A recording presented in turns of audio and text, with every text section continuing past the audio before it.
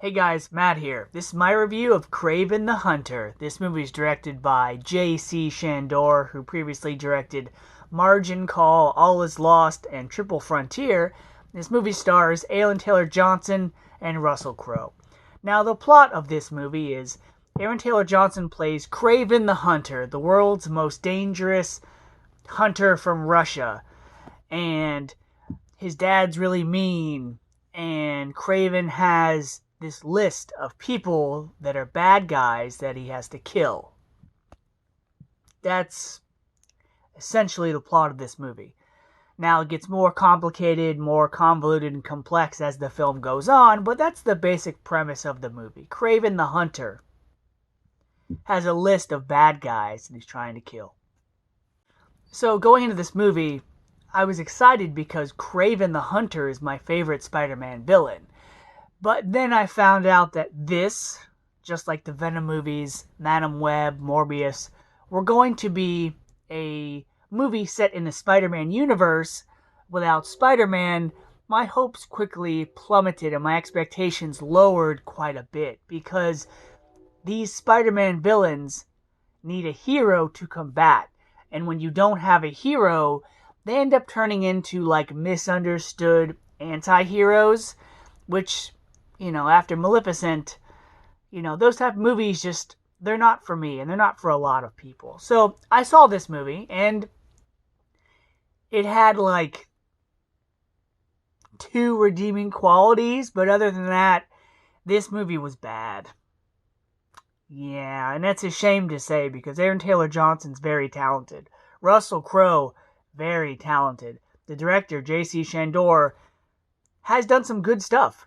Granted, most of his work was 10 years ago, and Triple Frontier was a good heist movie with a good cast, but overall, movies are kind of boring, and this movie is an example of that.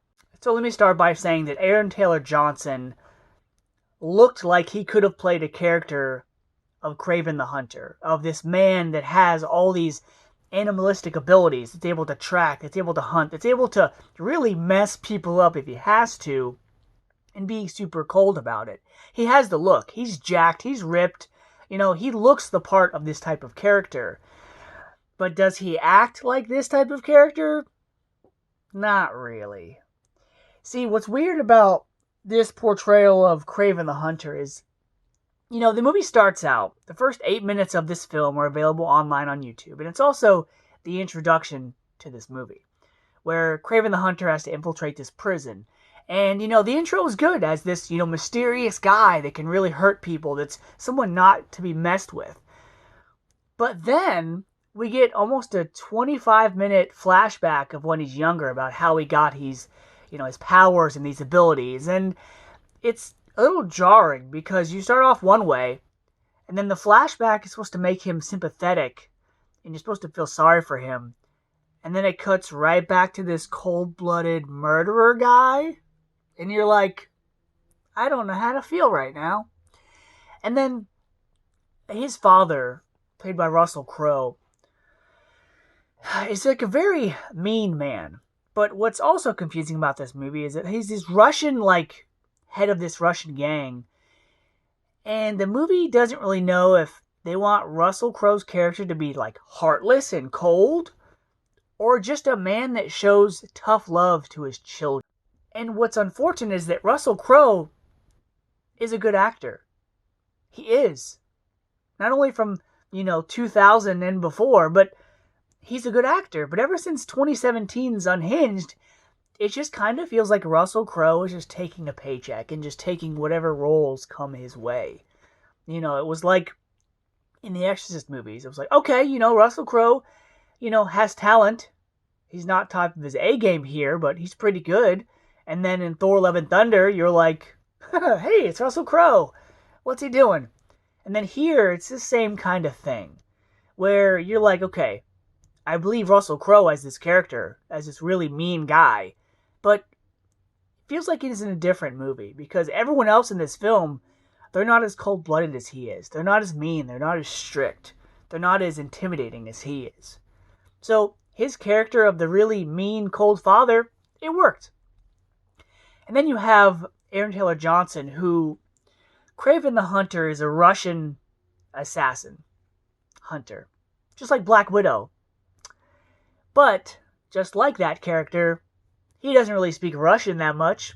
He does in a couple scenes when he's talking to someone who is Russian, but he doesn't even have an accent. Kraven speaks in this American voice, and it's like Aaron Taylor Johnson looks the part when he's not speaking. But as soon as that American voice comes out, it's like, who is this person? And then he's the character of Sergei, is his real name. And then he has a younger brother, who's played by the guy that played the young emperor in Gladiator 2.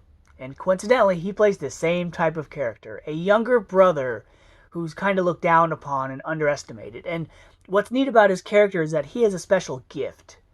Like a couple other characters in this movie that kind of plant the seeds that this is in a bigger universe. Or should I say, a Spider-Man universe.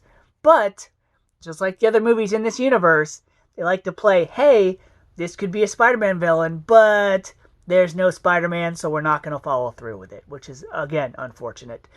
This plot also has a lot of characters in it. And a convoluted plot.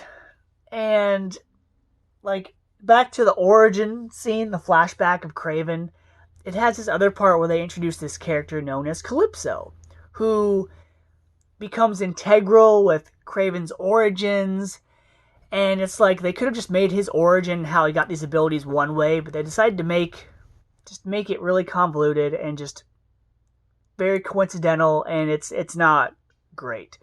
His powers are cool, his abilities are neat, but a lot of times when he's hunting people, when he's fighting, he just acts like a guy that has all these animal abilities. And the CGI is rough. It's like just a CGI person crawling on walls, jumping around, being practically indestructible. And another thing, you have a character in this movie that says Kraven has no known weaknesses. And yeah, it's like, yeah, bullets. There's a reason why he's running away from the bullets. There's a scene where he gets like sliced on the arm and he bleeds. And it just like, I'm sorry that this review is not very straightforward and organized. It's just this movie has so many things wrong with it. I'm trying to get it all out there without going on a tangent. It's just, this movie reminded me of G.I. Joe with Channing Tatum, where that was supposed to be something new and different. It was supposed to be a summer blockbuster. Yet the CGI, the acting, the plot, it was all so silly that it really didn't get off the ground. And that's what I feel like this movie was.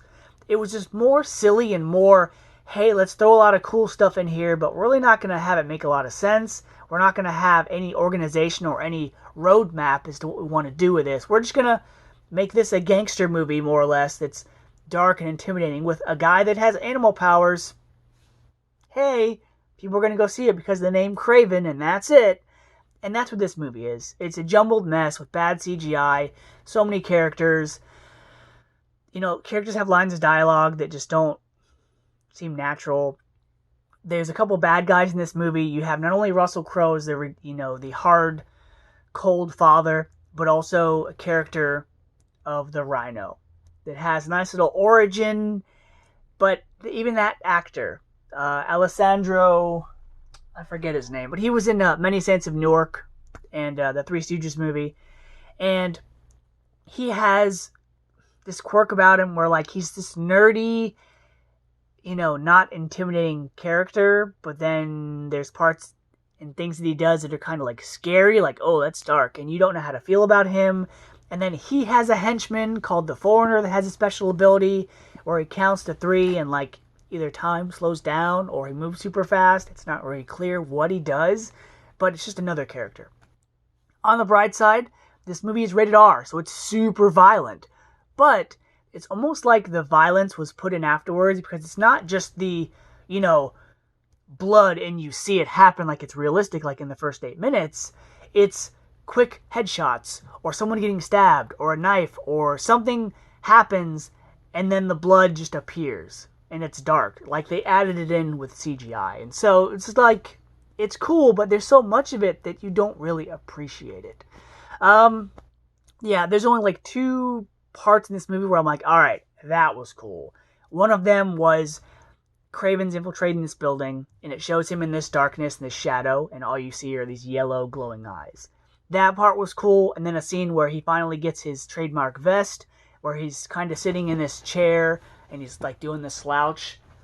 That part was really cool, but other than that, no resemblance to Kraven. Not even the accent, which is sad. It's more like a gangster movie with a guy that can do animal things. And it leads into characters that have certain abilities that could be Spider-Man villains, but guess what? If they're not moving forward with anything Spider-Man anymore, what is the point? And it's just astonishing that this movie, this plot, this project was greenlit. And I don't know who was in charge or why they let it happen, but it's baffling. It's baffling. So because of that, I'm going to give KRAVEN the Hunter a C-. This movie is really bad. I've never seen Madam Web or Morbius, and if they're worse than this, I can't even imagine. So until next time, guys.